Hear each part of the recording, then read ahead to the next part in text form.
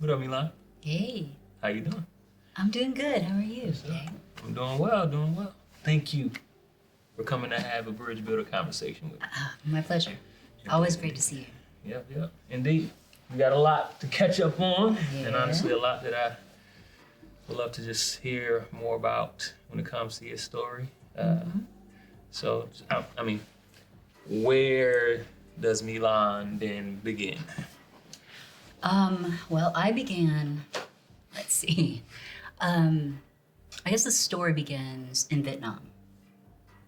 I am a refugee from Vietnam. During the war in 1975, we were living in Saigon at the time. My father worked with the South Vietnamese Navy, and the Viet Cong were coming in, and it was a very last-minute decision for my dad to say we're going or we're staying. He wanted to stay because his mother was very ill and he was very close to his mom. And but anyway, people were like, "You gotta go. If you don't go, you're gonna be sent to a re-education camp or you're gonna get killed." He went to the office and they were shredding papers and they said, you no longer exist, you know? And just like imagine from one moment to the next, your whole identity, your existence is gone, shredded, burned, all of that. So we left on the last South Vietnamese Navy ship out. There were about 1,000 of us on board. We went out and the engine broke down. Wow. And then the ship started to sink. And it was another refugee ship that came by and rescued us. And see, the strange thing was that even though my father was in the Navy, he couldn't swim. My mom couldn't swim. Of course, my brother and I couldn't swim either. And so that was the idea of let's leave by sea, even though none of us can swim. Right. And then we were on a ship for days because there were all these Vietnamese refugee ships because at that time, the U.S. had already evacuated all of their important people, and we weren't one of them. So they were just like, we're done. And then the U.S. Navy that was out there, the USS Kirk, was like, no, we can't let these people die out here. That's wrong. So they decided we're gonna do what we can to rescue these people. So they went to all the different ships, had American flags, and then lowered the Vietnamese flag, raised the American flag, and we were allowed to enter into to dock in the Philippines, Subic Bay, Wake Island, where there were refugee camps. But it's like nobody wanted to get politically involved. And for the U.S. Navy, at least those ones on that ship on the USS Kirk was like, it was an immoral war in which they had a moment of clarity. Mm-hmm. You know, a moment of clarity to say, whatever the situation is, this is the moment we have to do the right thing. And so that's where my story starts. And how old were you? I was 3 at the time. And so we were at 3 refugee camps, and then a little Lutheran church in Boone. Good old Boone. And good old Boone decided to resettle us. And so, like, a lot of people don't know that as a refugee, you don't have a lot of agency. I mean, you can, the only agency you have is basically you get there and you can decide if there's a sponsor to take that offer to go, right? My parents wanted to go to California because they had relatives already there, but they weren't able to sponsor them at that time. And so I was a very sickly child. I was a scrawny little malnourished thing that was very, very sick. And my parents said, we'll take best offer. And that ended up to be North Carolina. Interesting. Boone. So is that where the term boondies come from? The middle of nowhere? I don't know. But, it felt like the middle of nowhere for my parents because, going from Saigon to Boone, even though it was really, beautiful people who were very open to us, they felt very isolated. And so that's how we ended up in Charlotte. There was a bigger Vietnamese community. And so, yeah. Where'd you grow up? Norfolk, Virginia. Okay. Huntersville to be exact. Okay. That's my hood, Huntersville. Okay. So if you ever in Norfolk, holler at me. I will. Or holler at my mama, because she's still living. Okay, Yeah, okay. So, yeah. But I'm from Norfolk, Virginia, neighborhood, Huntersville. Black neighborhood. Okay. But that's where I'm from. That's my upbringing. Obviously, and we talked about this somewhat. Obviously, 2001, I moved to Charlotte to Valentine. So it's probably like boom for you was Valentine for me. You know what I mean? So it was, again, it was a good move for me. Yeah. In a lot of good ways, but definitely a culture shock. Yeah. A shock in a lot of different ways, but it proved to be a good move. Well, Valentine of all, okay, so I was reading about like neighborhoods in Charlotte that are the most kind of diverse, or at least people who may not look like you live next to you. And maybe I'm wrong, but on this website, it said that actually Valentine is diverse. Yeah. And so. Again, I moved here 2001. I would say Valentine was really kind of just starting then. And like went to a church called Calvary with my uncle and family, and we were the black family. You knew where we were. Left of center, second row from the front, you know what I mean? So, and again, when it comes to difference or just segregation, I don't see it as just color. Socioeconomically, Valentine is the rich part in South Charlotte. So culturally as well as socioeconomically, it's like out of the water for me when it comes to what I grew up experiencing. So, but no, again, I think much like our conversation in our relationship is the fact that, the difference doesn't have to be a bad thing. Right. The difference can actually open you up to things that you never knew existed. Like legit for me, and the big story for me is like, I remember coming to Charlotte and detailing cars with my uncle. He has a mobile detailing business, JWA Pro Auto Detailing. Bing, bing. And I used to come during the summer and wash with him. And the way I tell the story is I went from playing in the street in Huntersville and playing the That's My Car game. And the idea is this is as close as you ever get to a nice car. That Mercedes is riding by or that Lexus is riding, that's my car. You know what I mean? Playing curveball in the street. And I went from that to sitting in that same car and wiping down the dash. You know what I mean? And from a mental perspective, it's like, oh, it's a lot closer than I thought it was. I'm touching it, and it ain't mine, but I'm in it. I'm sitting like it's mine, you know what I mean? So it's like, opening me up to the fact that it's possible, you know what I mean? And within, I guess, my own little silo, only segment of America, the reality that certain things are possible are unfathomable because you don't see them where you're from, you know what I mean? So that was a big moment for me, which there's a lot more examples, but that's like, it's much closer and attainable than you think it is. You got to get to that point though. Yeah. Like some folks. And I believe relationships are the key. Like my uncle, he had a business, which afforded me the opportunity to work as well as to have that proximity to whatever it was at that time was the car. You know what I mean?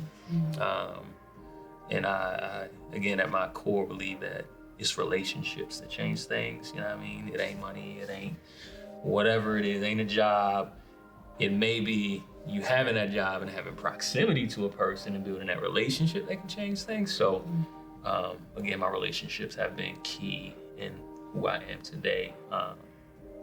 So yeah, that's where I'm from. Kind of what brings me here. Yeah. But you mind talking more about? I'm interested in the family that took you all in. Yeah. So, we're still in contact with them. Pastor David Keck, and he just call me Dad. He's retired. Lives in Mooresville with his wife. And so real quick, so to make sure I got this right, were you adopted by this family? We were. So, you as a family or as an individual refugee, you have to be sponsored by either an organization, like a resettlement office. There's one in Charlotte, it's called Carolina Refugee Resettlement Agency, or like a church, or like a family. And there's a whole process around that. I mean, this idea of like, people just like arriving here with like no papers and whatever. You gotta go through a lot of hoops to arrive from the time you land, because there's a lot to go on. So the church sponsored our family, and it was interesting because not until years later he told me that before we came, he asked the church. He said because there were a lot of refugees, and Vietnamese refugees in the camps at the time. And he asked the church, he said, how do you feel about sponsoring a family? And half the congregation was like, oh, no, they're too different. We don't know, they might be communists. There's that fear, the yellow peril fear. And then the other half was like, yeah, we're people of God, right? And so he was able to convince the one half to agree with the other half. And so we arrived, we're Buddhist. And so that was like, okay, now we're here, we're in a different country, it's a different religion, different climate. There was a lot to adjust to. And, but they're really wonderful people. They were non-judgmental. They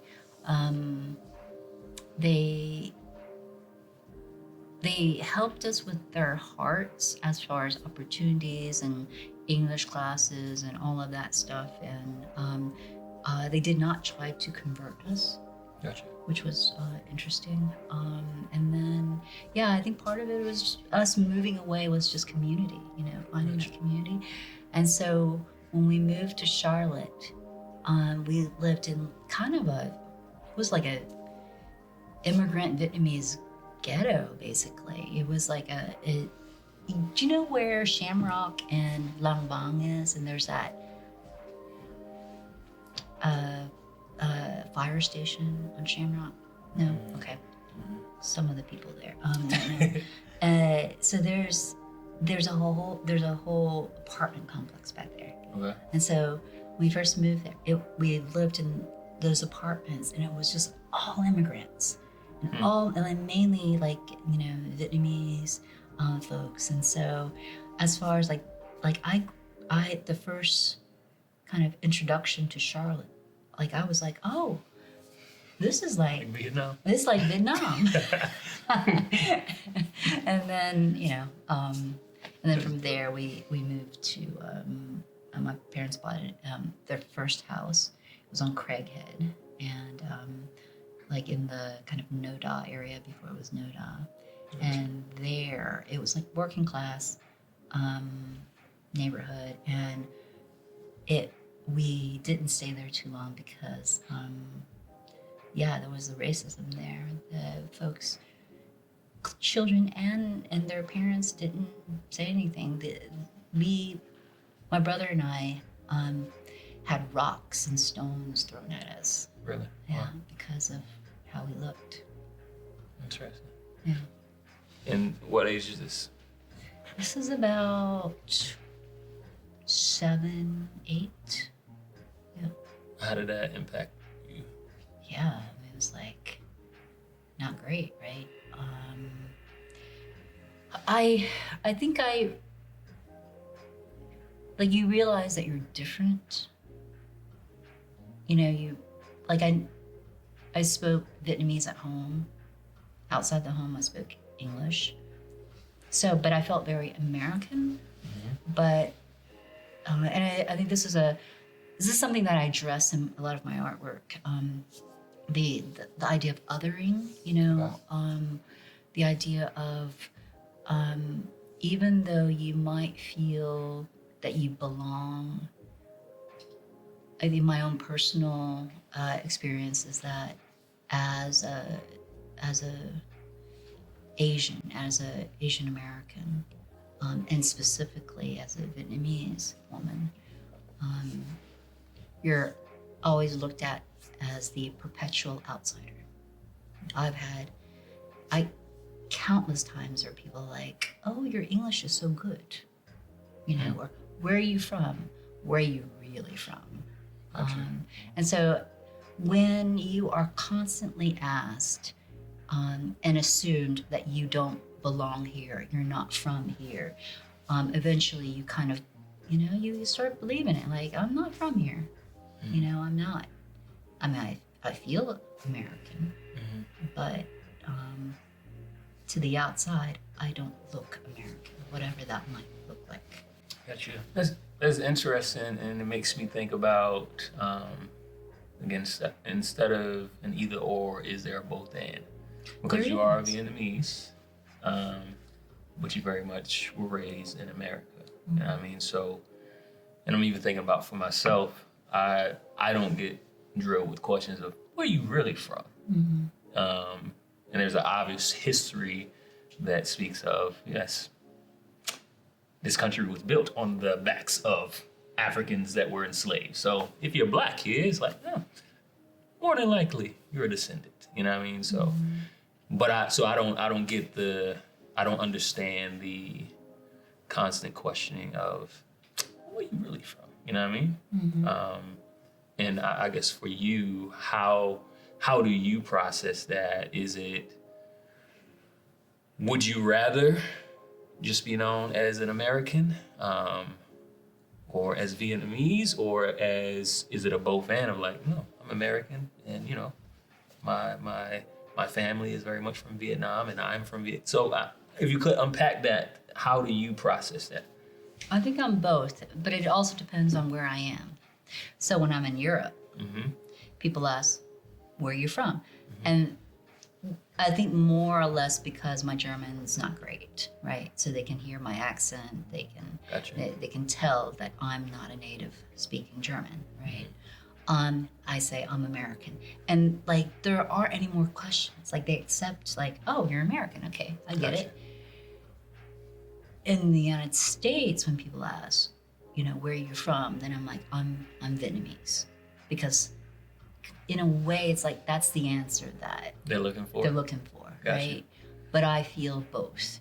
And I feel more American, especially when I'm overseas, because there's that cultural history of growing up in America and that pop culture and, you know, all of the nuances of and the humor, the American humor, you know, all of that, the things you grow up with, and you're like, yeah, that is American. So I think, yeah, to answer the question, depends who's asking and where I'm at. Sure. No, I see that. I guess the only thing it makes me think about is, and not just specifically for you, but just understanding our society and the othering. It's like, oh, you belong here and you belong there. You know what I mean? Is the idea that being distinct or being, whether it's Korean or what have you, or Vietnamese or what have you, or Jamaican is the idea that, how would I say, that's a negative. You know what I mean? It's like, oh, you're them. You know what I mean? So, and I believe that adds value rather than, oh, you, them. You know what I mean? So, Yeah. and I don't know, again, I hate the fact that plays a fact. And I don't just say self-esteem, but really it's that. It's like, are you proud of your heritage? Are you proud of where you're from? You know what I mean? And knowing that within our society, it can be belittled and it can make you feel less than, and honestly treat your heritage as less than because you exist within this context. Does that make sense? It does make sense because I mean, to be honest, let's just like peel that open right now. When I was growing up, I wanted to be blonde and blue-eyed and certainly economically wealthier than where we were at. I mean, both my parents worked in factories.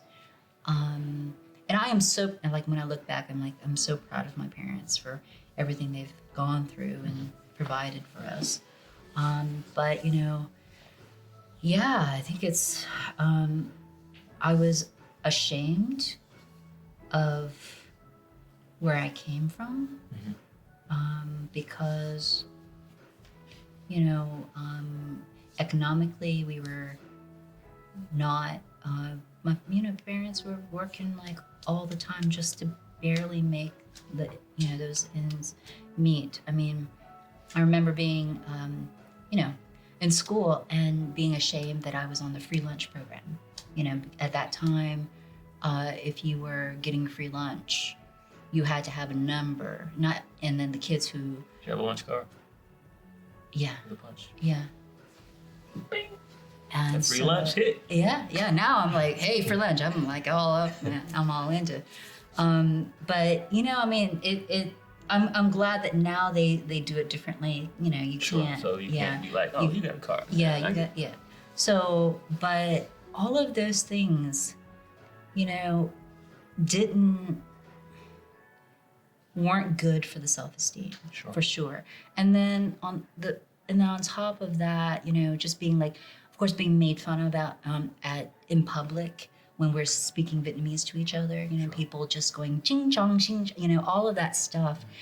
Even though it seems like, oh, you'll be tougher, you get thicker skin. Yeah, but like, is that freaking necessary? Is it freaking necessary to taunt people because of their cultural heritage and they bring value? They bring value to our society. And like, everybody loves Vietnamese food, right?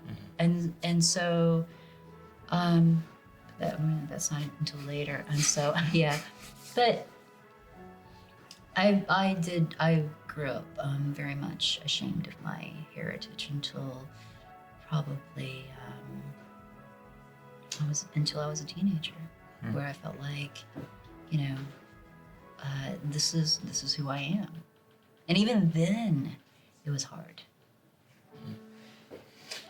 That's crazy. Again, I know you as Dope Milan today, but just to think about for your story as well as other people's story who don't fit the model American mold, the fact that you have to fight through all that to be pretty much who you are, which is valuable innately, you know what I mean? Is obviously that's terrible. But help me understand how did all of that, your upbringing, lead you to art? How were you introduced to your craft? Well, okay, so this is a story I like to share. So I think many refugee children have gone through like some sort of trauma, right? Of like war or, separation anxiety, all of that stuff. And so when we first arrived, my mom and dad had to go to work immediately. I was really not able to cope with like being separated from my parents, and especially my mom. And so she took me to daycare, and I cried and cried and cried, wouldn't let her go. And then the ladies like showed me the craft room, and I was like,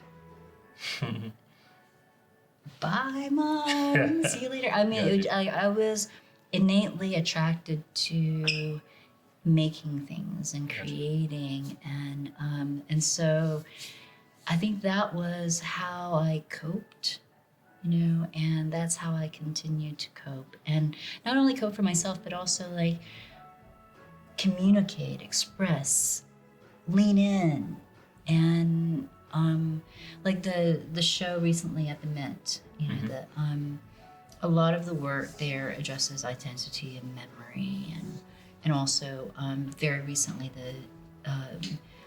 Asian hate has always been in America, but the recent Asian the upswing of Asian hate because of COVID, and so some of the work had addressed that, and I got some messages and emails from strangers who were immigrants who were like, yeah, I was in the Mint. I saw your work. It really moved me. I don't feel so alone, and I think that's where it, like, for me, the idea that my work can connect with other folks who either sharing empathy, if they've never had that experience, and kind of opening up their minds and having that communication, like, oh, I didn't know this. Like a lot of people didn't know there's like Asian hate, historically in the United States, or folks who have gone through these experiences from one level or another, and to be able to say, oh, I, like, somebody has those experiences and is expressing that, and that, that to me is really it warms my heart, really. That's one of the reasons I do what I do. That's dope. And I remember you came over to you guys' crib and you showed me your studio space, and I believe that was out, in person, the first time I experienced your collection with the boxing gloves, the punching bags that are covered in eggshells. Can you share just the inspiration and the vision and the message behind that? Yeah. So that particular work that you're talking about is the whole series of them, and I love that kind of dynamic of opposites. Sure. The idea of like the fight with this, just the object itself, the boxing gloves. Fight against, fight for, whatever you want to, however you see that. And then what happens when you cover it with a material that is completely the opposite of that? And for me, it was eggshells. And so the material itself has meaning, it holds meaning, but also it is directly related to actually my heritage, which is Vietnamese Song Mai. And so my parents had a few pieces of, they started building up this like small collection of Song Mai pieces when they started visiting Vietnam again, when they were allowed to, and they bring back these pieces, these works that were covered. It's an old ancient Vietnamese craft in which it's layered lacquerware inlaid with eggshells or shells. And it's usually like a landscape and all of that. So I grew up kind of looking at some of those things in the house, right? It was my job to like dust, and I had to dust those things. And they were beautiful. And so it's a nod to my heritage, but also it has meaning in other ways in which it translates to, someone who's Western, who doesn't know about Song Mai, but the fact that they're eggshells. And so those two things together. And also I think the idea of like the boxing gloves, like when you fight against something, you fight for something, you don't want to kill. Like physically, people wear boxing gloves to protect themselves, but also to protect their opponent. Sure. So you don't like actually kill them. And I think that's part of like, I'm very anti-violence, and so and some of my work addresses that. And so it's strange that I'm using boxing gloves as a medium, but I think in the ring, and there are rules, right? Sure. And I think that's how, when you fight for something, there should be some agreeable rules in which everyone should abide by. Fairness, right? Fairness in the fight, and it's not always the case. But Interesting. So I want you to unpack that a little bit, and I'm interested in what you're fighting for. But I want to bring up, you may remember this, you may not. When I asked you about that work in your studio, the way you explained it to me was around hard conversations that needed to be had, but they needed to happen in a delicate way. And I thought that was dope. Again, symbolism of the punching bag, the boxing gloves. And I think a lot of these conversations, the bridge building conversation is, I may have preconceived notions about you. You may have some about me. There may be difficult questions. What is that? Why? What is that? You know what I mean? Yeah. But the fact that having those difficult conversations with what I'll call care for the other person is what is important and can really, how would I say, not just help with personal growth, but collective growth. And I think part of what is stunning our growth as America and as people is the fact that we don't, there isn't space, and honestly, America wasn't built in a way to cultivate this. You know what I mean? It was built in a way to where you belong there, and again, you have your echo chamber of, this is our experience, this is what we think, and obviously there's an order, of power to that as well. But I believe we've been missing out on that dynamic of having those conversations that at this point, just because of the 400 plus years of navigating our lives in this way, there are difficult conversations that shouldn't have to be, but they are because of the context. They are difficult conversations, and I struggle with the care sometimes, though. How so? Give me an example when you've struggled with caring and having those conversations. I think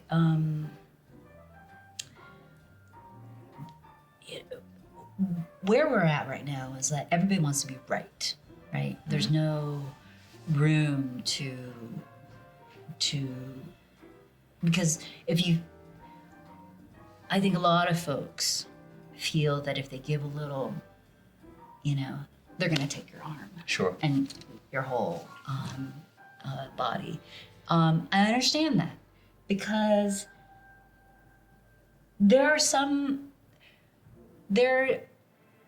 just to be honest, there's some conversations where it's just like, I want to have with you, and you got to meet me there, but I can't do the research for you. Sure. And I think that's where I do lose my patience, because, and I think Black Lives Matter is, Black Lives Matter. These conversations that we had last year, to have to explain to folks why particularly Black lives, and this is a whole, we can go into this for hours, but I did lose my patience. There are some things that people need to put the work in if they don't know. Absolutely. And then we can have these conversations that are deeper. But you got to do some work first. Sure. No, I hear that. I've never experienced that, Milan. There's loss of patience. I like to experience that. Just watch it here and there. But so, and again, I know you probably won't mention it, but obviously some of that work is featured in the Muhammad Ali Yeah. Museum, correct? Yes, and so there's a piece in the permanent collection, and it's the speedball, and it's completely covered in eggshells, and it says truth Dope. across it, and I mean, when I was creating it, it was I kept on thinking about all these lies and half-truths going around about all kinds of stuff, and we keep on beating up the truth, right? But it, like that speedball, man, it Keep coming back. keeps coming back. Sure. Keeps coming back. You can't. You might beat at it, but you can't get rid of what the truth is of our history, and might look broken, might look cracked, but it's still here. Got you. So again, that's, say, a series of work or a collection. Obviously, you do much more than that. What would you say inspires all of your work at its core, and maybe is some of what you just mentioned around fighting for something, but what would you say that is at its core? And what are some of the other pieces in which that is seen? I think the core of my work, I would say, is about entering into somewhat of a conversation about experiences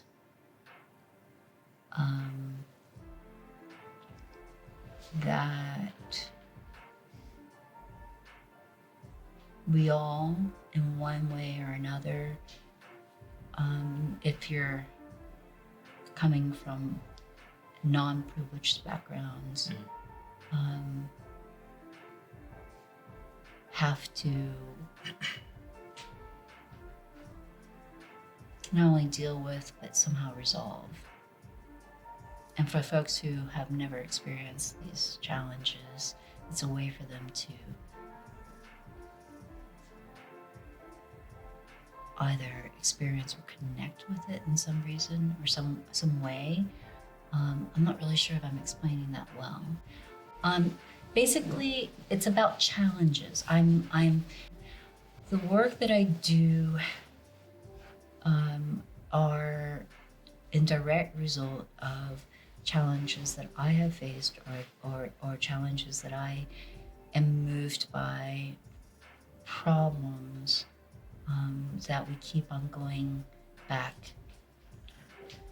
to, and we're not solving. And I'm not saying that my artwork solves any problems whatsoever, but I pose questions, Gotcha. of why don't we look at it this way?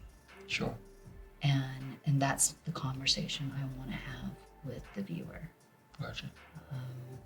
So, there are some artists that I'm inspired by, but I think my biggest inspiration is actually humanity, how people interact with each other.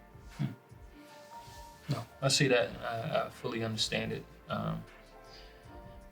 Your art is a spark that you hope would turn into a conversation, peeling back the layers or whatever it is. No, that's dope. I understand it fully. So definitely want to, I guess, understand for you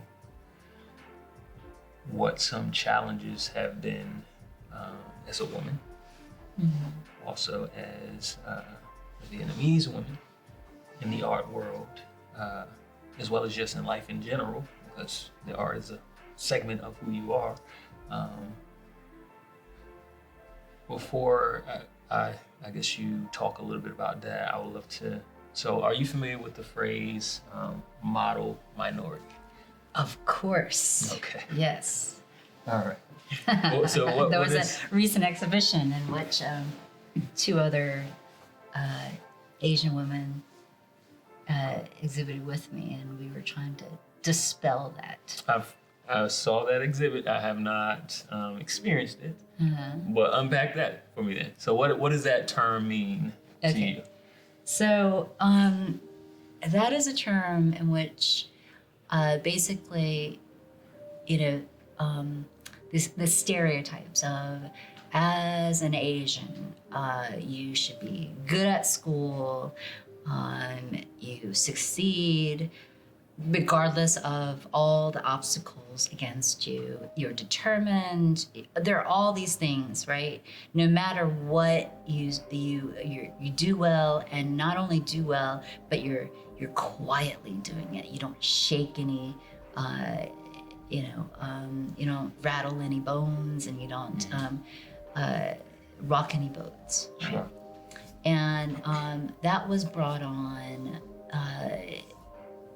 I would say, what was it, in the 70s and the 80s, where, and there's a whole history around it of like why it came about. But, and I think there are some, for a little while, some of the Asian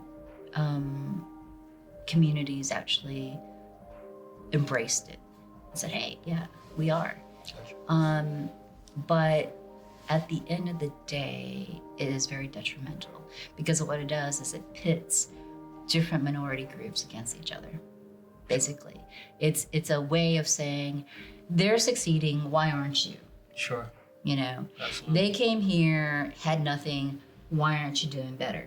Sure. And so at the end of the day, it's really a horrible, and it is a myth, actually, because the Asian population is very vast, it's very diverse, and you have some folks doing well and some folks who are really not doing well. And it puts this burden on the idea that,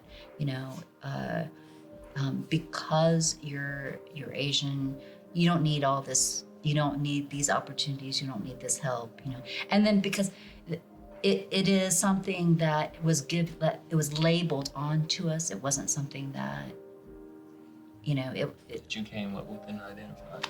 Yeah. That's and even what you just shared about pitting different groups against each other.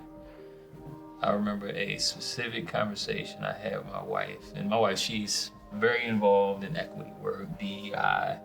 And you, again, when you brought up Black Lives Matter, and if I remember the conversation, it had something to do with, this was pre-COVID, so I'm not totally sure where it came from, but pretty much the idea of fighting for equity and for rights and things of that nature, and the seemingly absence of the Asian community in that fighting.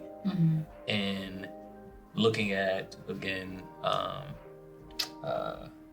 wouldn't say it's not a new phenomenon, but the increased awareness around Asian hate that we've seen in the past years, the idea of Stop Asian Hate and rallies around that.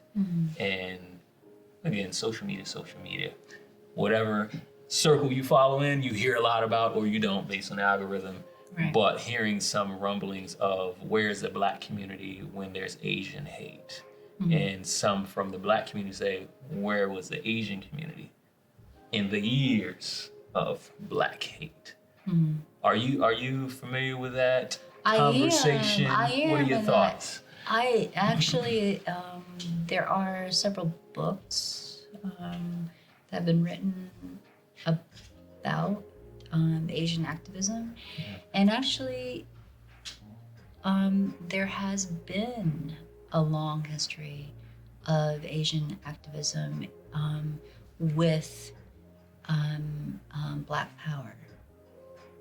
So I think one has to dive a little deeper.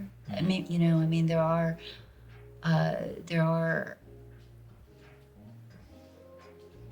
there have been Asian activists who have stood up in the civil rights movement,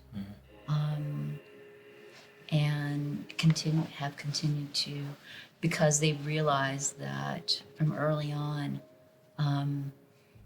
if my Black brothers and sisters aren't doing well, there's no way I'm gonna do well either. You know, that solidarity.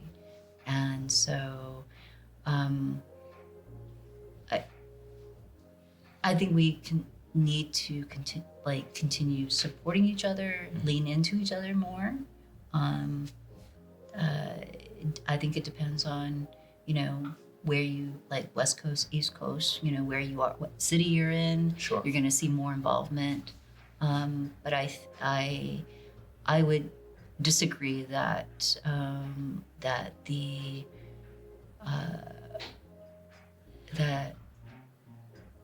different populations of Asian communities have not been there with. Now, I would have to say that as an Asian, as growing up in the Asian community, there also is a lot of racism. How so? Sure. It's again the proximity to power. Gotcha. And in Asian countries is more of a class thing, correct? So it's less of a no, race. it's a colorism too. Oh, really? Okay. Yeah. And so the darker you are, the assumption is, you know, you're in a lower class because you work outside, blah blah blah blah blah, all of that stuff. So I work outside. Yeah, there is that, and I think there is a renewed awareness amongst younger Asian populations to address these issues with the older generations. Gotcha. You know, I mean, there are Vietnamese people who are prejudiced against Cambodians and Laotians because they're darker.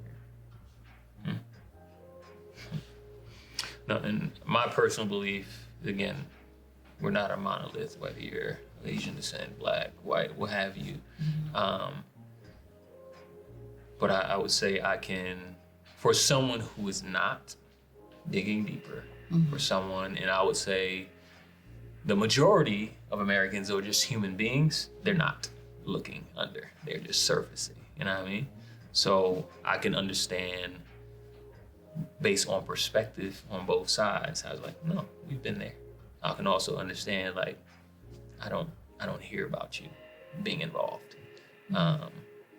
which again has nothing to do with the reality, but everything to do with the perception and the perspective in which I'm looking from. So I would like to, and I know you're up to some dope stuff, but I'm interested in, let's first talk about the challenges. We end on a high note. For you, what have been some challenges within the art world? Yeah. Whether it's within the gallery space, whether it's in funding, what have been challenges for you as a woman, as a Vietnamese woman? Yeah. Oh, I didn't answer that question, right? Okay, so I would say the challenges of being, let's say, okay, first, a woman is that still to this day, across the board, women artists. Our work is bought and valued less than male artists. We get less solo shows in big institutions. It's a fact. I mean, there's the numbers show it. All the big museums, retrospects, all of that, they solo shows, women get less or shown less, unless you die, and then they'll show you. But even that, so in general, as a woman, we are undervalued. You can look also at like all the art auctions and stuff. So real quick, even how does that, again, spectrum of women, as an Asian woman? As an Asian, Because is culturally, yeah. So I'm thinking, and again, this is from the outside. How from the inside does that impact? So as a Vietnamese woman, okay. So as a Vietnamese woman, like when I was growing up, I had no idea that there were even like Asian artists, not to mention like Asian women making art, right? I never saw it. I never saw it going through art school either. There was no introduction of that. Like when you learn like art history, it's all like European. Sure. So we were not exposed to that. So it was very hard for me to imagine myself in those spaces, Sure. right? And I would say probably not until the last 10 years, it was still hard to imagine myself in those spaces. Like 10 years from now. Interesting. Okay. Yeah. And having my name where it's spelled and pronounced very differently, getting my foot through the door with a name that looks like mine is very, very difficult. And I would say, so there are all these challenges, right?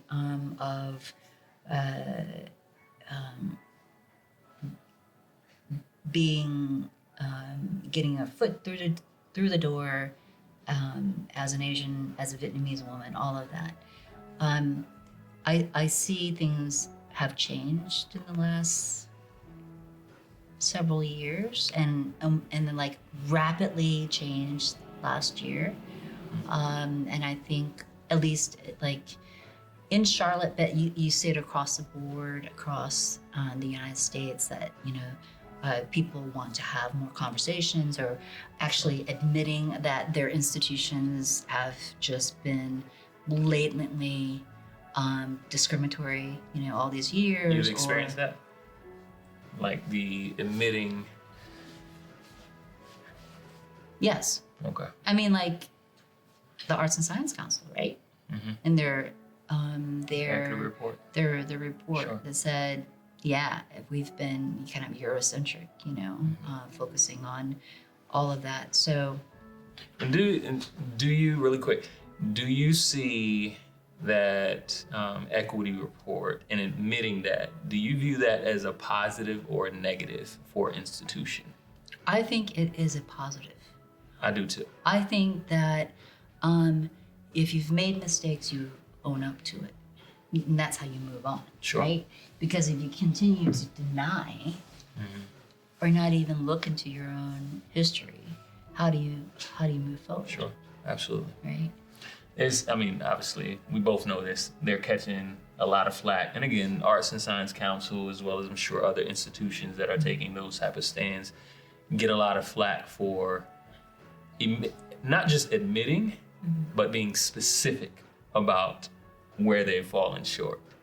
And to be general about it is getting pushback from not just grantee organizations, but those who represent the perpetuation of that inequity. Do you get what I'm saying? Mm-hmm. So, which to me is not surprising, but at the same time, and again, when I say I think it's a good thing, it pulls back the covers on what people really think, what institutions really think. And the fact that I would rather fight to keep the scales in balance to save myself, my institution, or what I value, than to do the work necessary to afford what others need. Not just institutions, artists. So it's just very revealing And again, I see it as a positive for anybody who's willing to admit and be honest about it. Because the way I put it is like, I would rather work with someone who can admit their wrongs than with someone who never admits that they have any wrongs. Yeah, I mean, I think admitting you're wrong is a big step, and I think it's one of the biggest problems we have in our political system. Nobody wants to admit they're wrong. Sure. Right. So if you continue to deny it, and you just kind of like throw it, you kind of change the target, right? And it's like, this is the problem. Sure. Let's address that, but you can't address it until you admit it. And so, and in the visual arts, I think part of the challenge is like, we have these like diversity shows, right? Where it's like, we should show more artists of color, women, all of that stuff. Good start. I want to see, right? Buy it, look into your collections. You may show it, but show me, take that closer and further, and put those artists into your collection. Sure. Because that shows me that you're really invested, because you are actually invested. Sure. Financially. And you educate me here, because I don't fully understand how that world works, but I understand pretty much what you're saying. And for myself as an artist, is the idea, and the whole idea of being the black rapper guy in white spaces, is the idea that, I would like your color. I would like your diversity of communication through hip hop. Yeah, let's use that. But in essence, it's just a draw. And then once we're good, you can step aside and we'll continue to present what we've always presented to these new groups of people. Right. So pretty much a prostituting of color, a prostituting of your race, your culture, rather than being invested in valuing who you are, is what I hear you saying, and I can identify with. Yeah. Gotcha. I mean, you can't separate the art from the artist. As it's, it's not like my saying, it's like other people say it too, and it's true. And in order to invest truly in the artist, you've got to buy the work. You've got to collect the work. You've got to make sure that work has longevity, beyond that time in that space for that moment, because at the end of the day, it goes back to a white space after that artist leaves, unless you actually keep it there. Sure. So, is there anything you're doing, because again, you, in this new space and time we find ourselves in, you're being welcomed into these spaces? Yes, I mean, like the Mint. For sure, the Mint Museum, exactly. Yeah. And I'm not sure if I'm allowed to say this, but they just collected my work. It's not official yet, but you're the first. It might be the first one. Like, you guys might be the first one to do it. That's what's up. Congratulations. Yeah. In anticipation that it's going to happen. Thank you. No, that's dope. So now that you have been welcomed in, and it sounds like they're about to invest in the value that you bring to the table and add it to their collection, how do you see yourself bridge building and creating more space for those who aren't represented in these spaces? Yes. So, Joanne Rogers. Do you know Joanne? She's yes. She's at the Mint, great.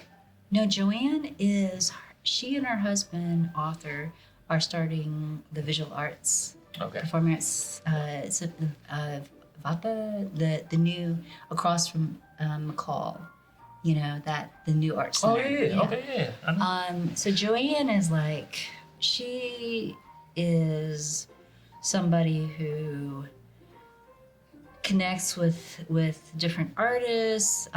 She's very supportive of artists of color, artists who have never had experiences, and we've had this conversation. And she just puts it very simply, and it's just like, she feels very lucky to be where she's at, and by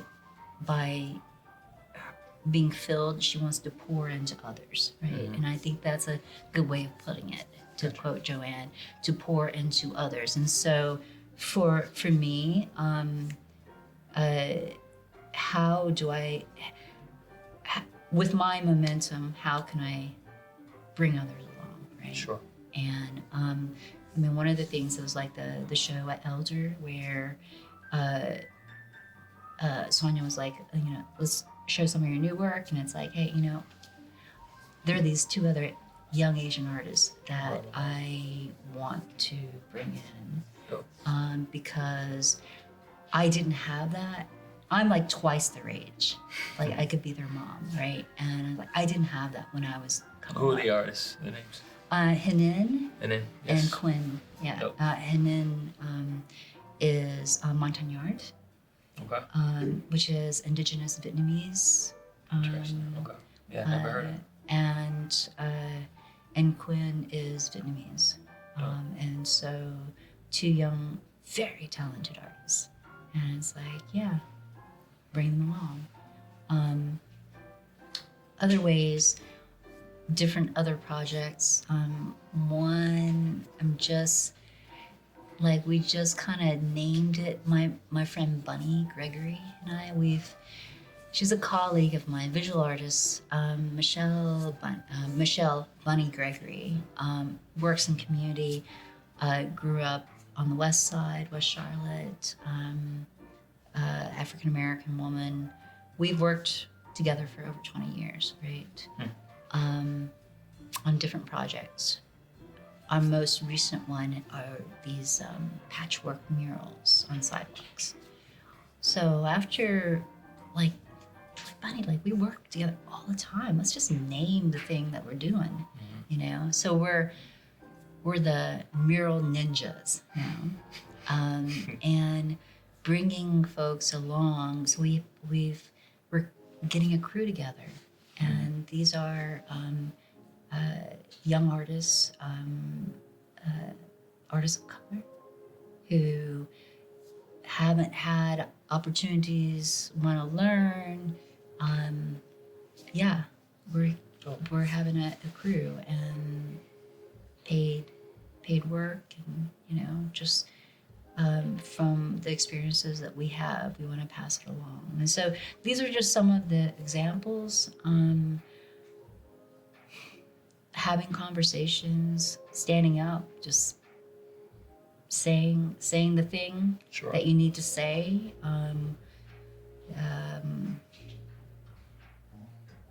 Regardless if it's going to piss people off. I think it's good to be diplomatic, but also it's good to be honest, because you never know when you're going to be in that room again. Sure. And not be able to say what you meant to say or what you wanted to say.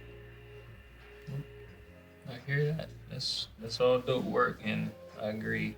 Again, for me, it all centers around relationship.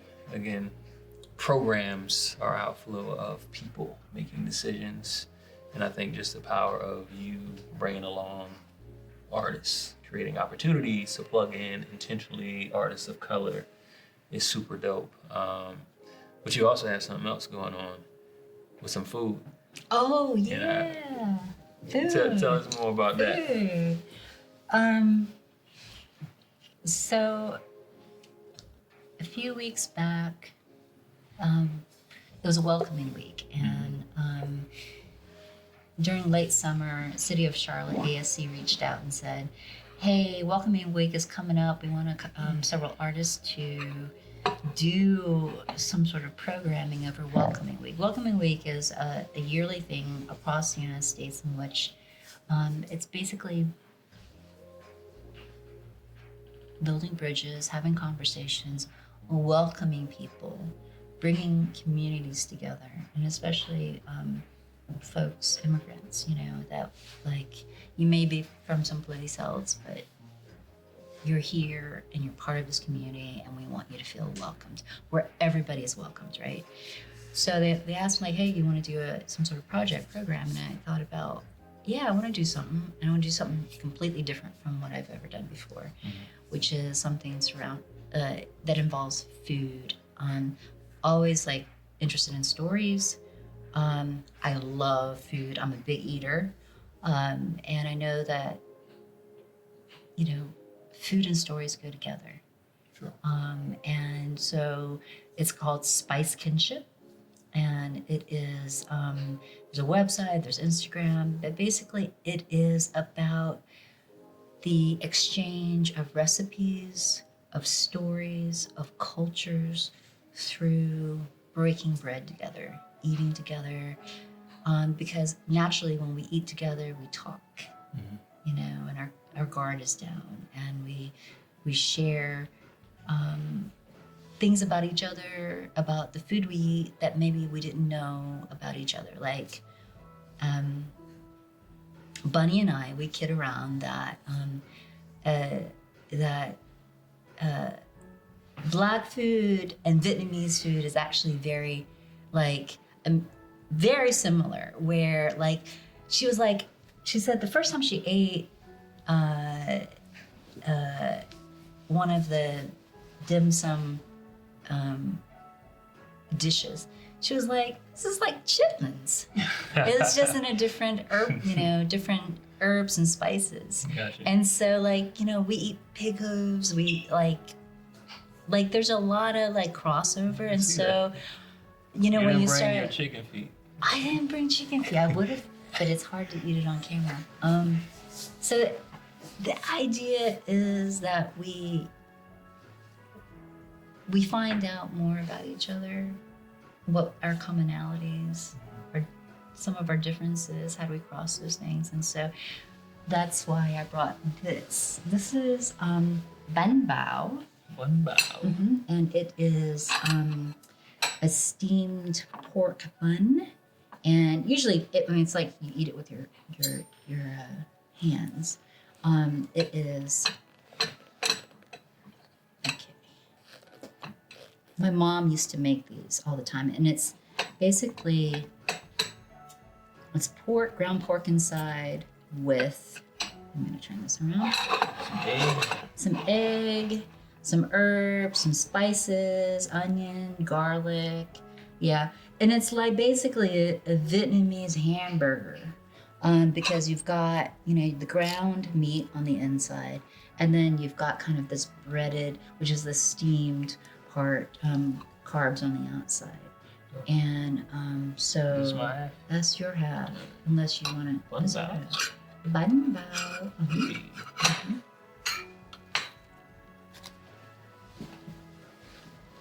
And it's got like a little bit of sausage. It tastes good, huh? It's good, but much like fresh out of the steamer. But yeah. And if it didn't taste good, I would tell you it didn't taste good. I'm that type of guy. But no, I'm a firm believer that music and food are some of the most powerful tools to bring people together. And I use the word sneaky, but not in a bad way, but in a sneaky way, can open you up to things that otherwise you would not be. Just thinking about the different type of music that you enjoy, and the fact that, you know what, that ain't bad. I didn't even know. And again, just, how would I say, just opening up your perspective. That's why I love playlists and how they're so big in streaming right now. You get exposed to things that you never would have been if you just went into a record store and went to the same section every time. You know what I mean? And food, I feel like it's the same way, even though I can be a picky eater. Appreciate the bun bao. Are you a risk, like do you take risk? Wife. Is this risky for you? This is risky for me. Yeah. I would say the biggest risk I've taken with food is sushi. My wife loves sushi. We got married. try to get me to try sushi. I was like, no, I like my fish cooked. You know what I mean? But actually, I'll say probably on a weekly basis, I eat sushi now. And again, it's just the idea of, thankfully, she introduced me to it. I said no a whole bunch of times, and then I said yes, and it's now something that's a part of my weekly diet, if you want to say that. So in exchange, do you introduce her to all kinds of different music? That's funny. I do. It takes her a while to admit that she likes it. But every once in a while, it'll be a song that I introduce her to, and I don't remind her that I introduced her to it, and she turned it down. But again, I think that's also a part of relationships, and the fact that you can create opportunities for people. You can't make them take it. You know what I mean? Yeah. And just because they don't take it today doesn't mean that they won't grow into whatever that is. You know what I mean? I think that's really true, and I think that's where we're at right now with some of the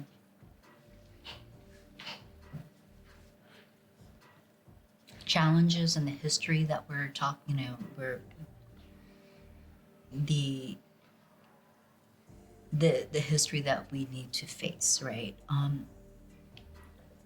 Folks have been talking about it.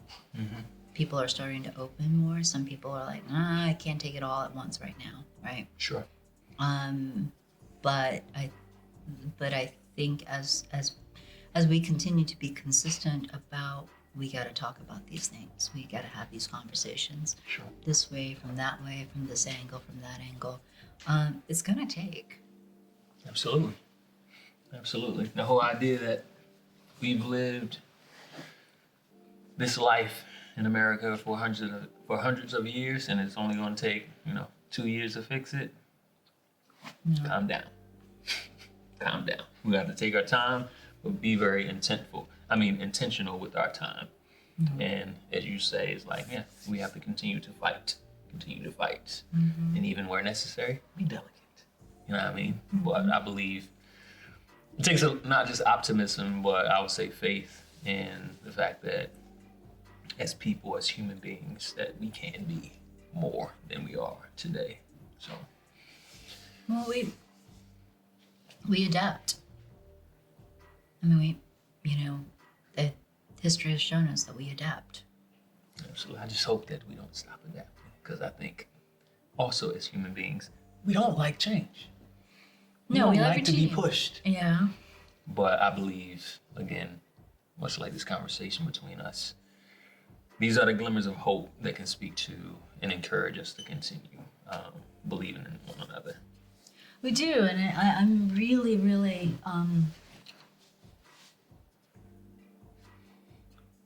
I have never, because I've been in Charlotte for a long time, moved away, came back. I've never seen the cultural scene in Charlotte be this vibrant. And it's like really, truly, honestly feel, and I really feel hopeful, because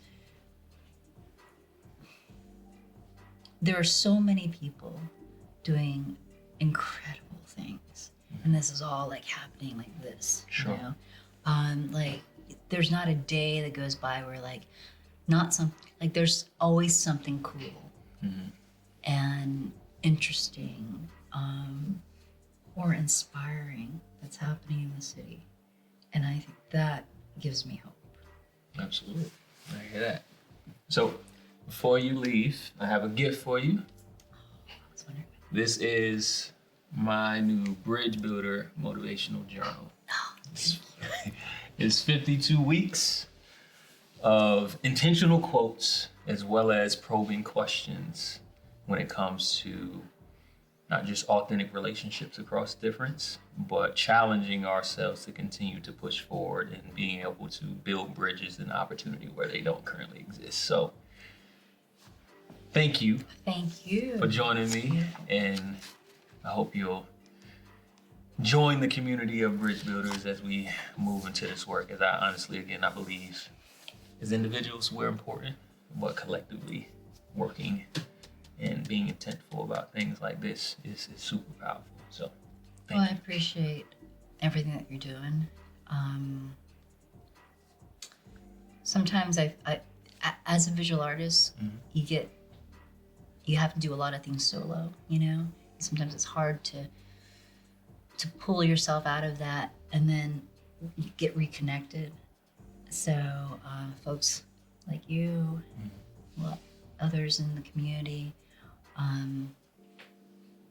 keep drawing some of us out of our little studio caves, you know. There are times where I come out full force, and then there are times where I retreat. Sure. But you definitely are somebody who pulls people out. Thank you. I Appreciate that. I need to be pulled out myself. So you pull me out, I'll pull you out. All right. Cool. Thanks. Thank you.